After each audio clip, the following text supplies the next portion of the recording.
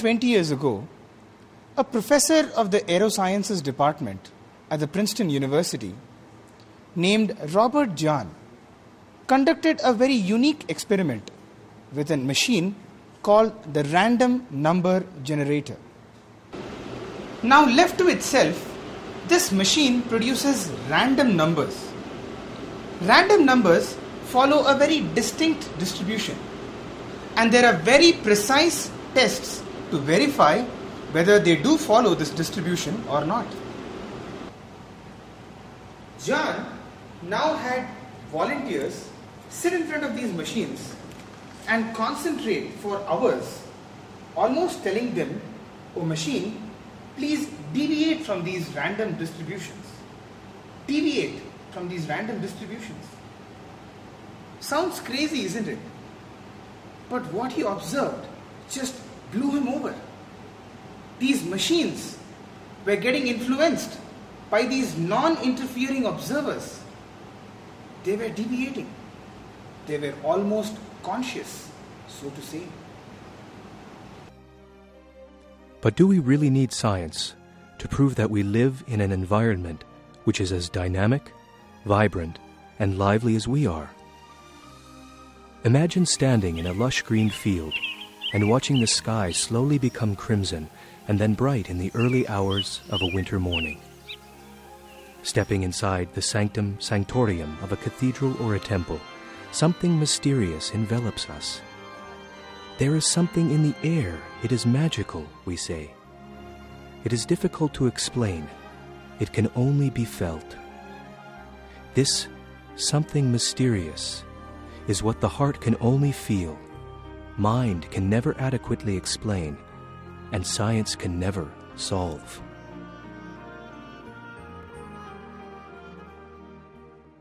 Mahatma Gandhi said, "There is an indefinable, mysterious power that pervades everything.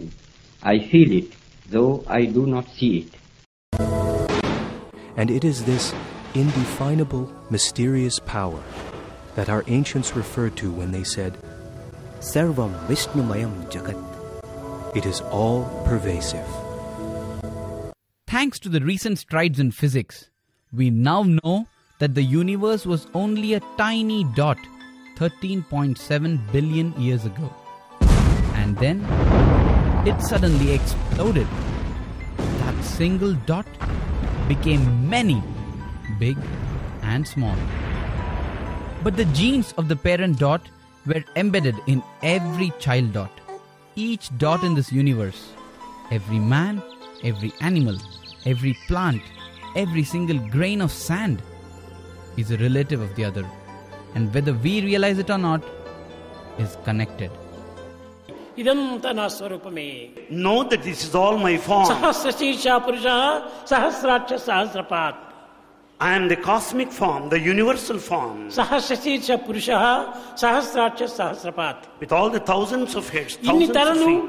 ఇన్ని స్వరూపములు ఇన్ని విధమైన చైతన్యములు ఉన్నటువంటి తత్వము ఏ రీతిగా మీరు గుర్తించగలరు? How can you know the form with so many infinite number of heads, the ears, the feet? ఒక్కొక్క శరీరం నందు ఒక్కొక్క చైతన్యం కనిపిస్తుండాలి.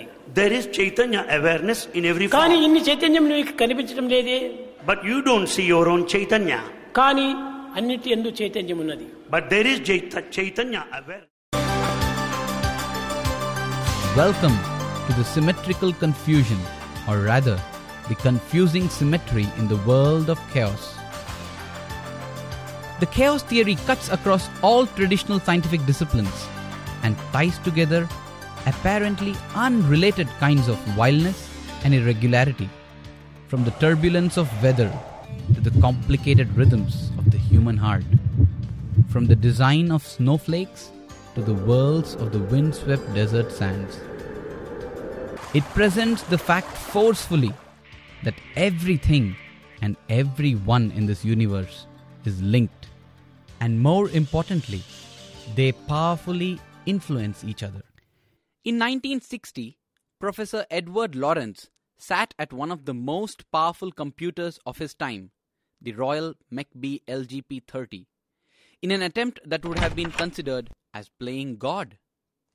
He wanted to determine the weather on a daily, hourly and, if possible, a secondly basis. Lorentz boiled down weather to its barest skeleton of 12 interdependent parameters: temperature, humidity, wind speed, and so on. His computer simulation threw up weather sequences which were similar to the weather of the real world. But when his inputs deviated a bit here and there, he found to his shock that the weather patterns diverged so rapidly and widely that all resemblance was gone in a run of few weeks. Lorentz had assumed that such tiny differences in input, say 1 part in 1,000, meant a puff where wind speed was concerned, and surely, he thought, that the small puffs faded or cancelled out each other. Yet, as he discovered with goosebumps of thrill, small changes seemed to matter dramatically. That forced him to come up with the famous butterfly effect that has come to symbolize chaos theory. Theoretically, this means that a butterfly flapping its wings in, say, Puttaparthi can cause a typhoon off the coast of America. Science has slowly opened its eyes to this startling fact that everything happening in the universe has its repercussions, and the universe is a very sensitive being. Just as the butterfly effect has come to symbolize connectivity, the concept of fractals symbolizes the concept of the part containing the whole.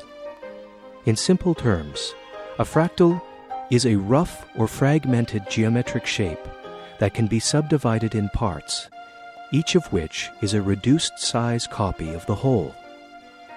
To the mind's eye, a fractal is a way of seeing infinity. Take a look at the Mandelbrot fractal, named after the Franco-American mathematician. If we look closely at the image and go on magnifying the picture, what do we see? The fractal appears identical at all levels. Take any part, and it seems to have the whole in it.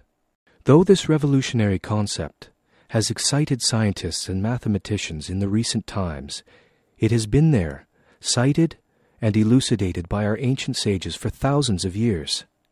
In the Vedas, it is declared, Purnamada Purnamidam Purnat Purnamudachyate Purnasya Purnamadaya Purnameva Vasishyate. Whether we believe it or not, we are potentially infinite, as powerful and glorious as our Maker.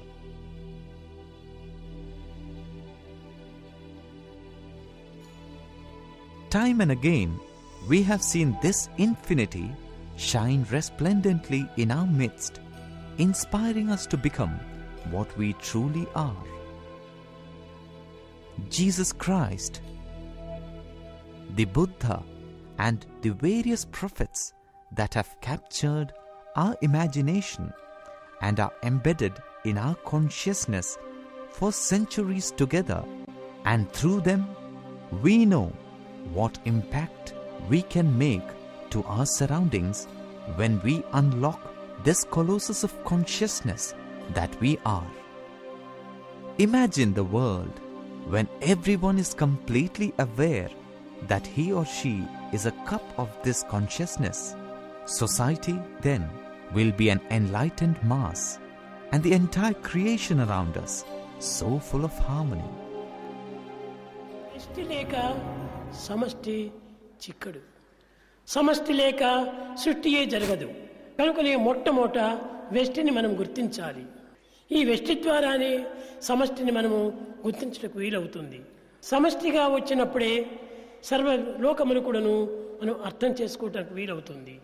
ఈ సమష్టి వల్లనే సృష్టి మనకు అర్థమవుతుంది. కనుక సృష్టి, సమష్టి, వ్యష్టి, పరమేష్టి, ఈ నాలుగింటి యొక్క తత్వము వ్యష్టి యందు ఇమిడి ఉంటున్నది. So, we know how we can create that world of perfect peace and wholesomeness around us. By being in every moment a character with a vibrant conscience, a conscious dot.